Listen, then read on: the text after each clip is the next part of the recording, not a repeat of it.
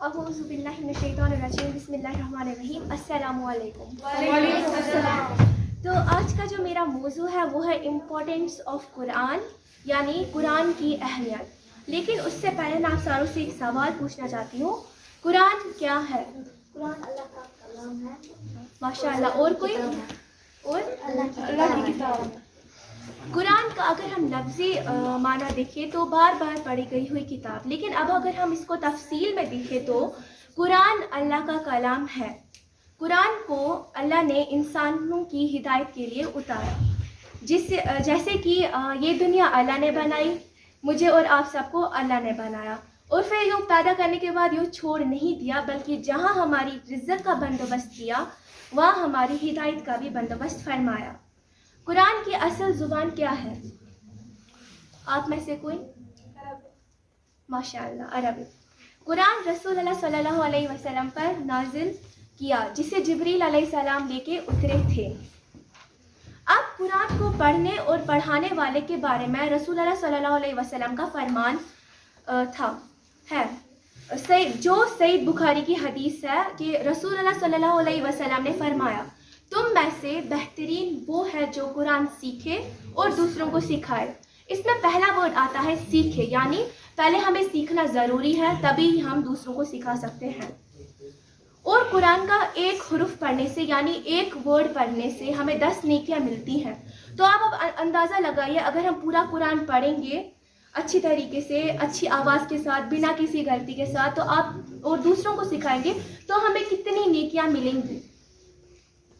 कुरान का नज़ूई का मकसद ये है कि कुरान हम इस पर अमल करें, इसके हलाल को हलाल और इसके हराम को हराम जाने, यानी इसके जितने भी हलाल काम हैं, हलाल चीज़ें हैं, उनको हलाल मानना है, और इसके जितने भी हराम काम हैं उनको हराम जानना है।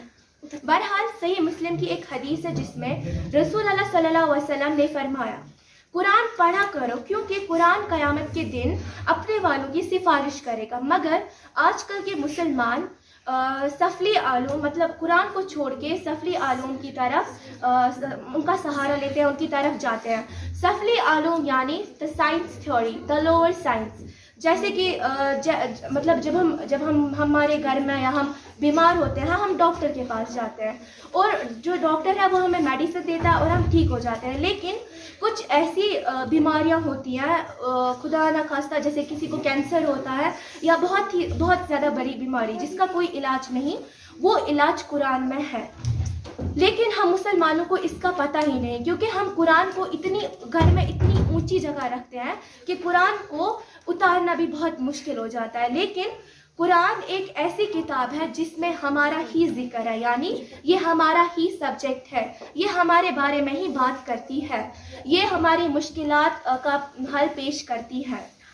अच्छा, आप में से कुरान को कौन अच्छी तरीके से पढ़ता है, अच्छी आवाज़ के साथ, बिना किसी गलती के साथ? कोई आप में से? यही तो प्रॉब्लम है हम मुसलमानों की। यहाँ तक कि काफिर जो लोग हैं या उनके बच्चे हैं, उनको जुबानी कुरान याद है, लेकिन हम लोगों को नहीं। ये हमारे लिए शर्म की बात है कि हमें कुरान अच्छी तरीके से पढ़ना भी नहीं आता है।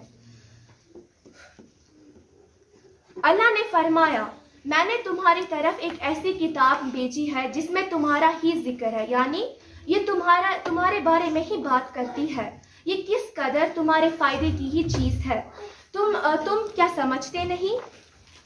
मगर मुसलमान जाहिल और लालची आमलों के दर पर अपना ईमान, अपना अकीदा और अपना माल तबाह कर रहे हैं। अब यहाँ पर जाहिल और लालची आमलों यानी एजेंट्स, पीर परस्त, वो लोग जो गलत दीन फैलाते हैं, और जादू करने वाले और सिखाने वाले।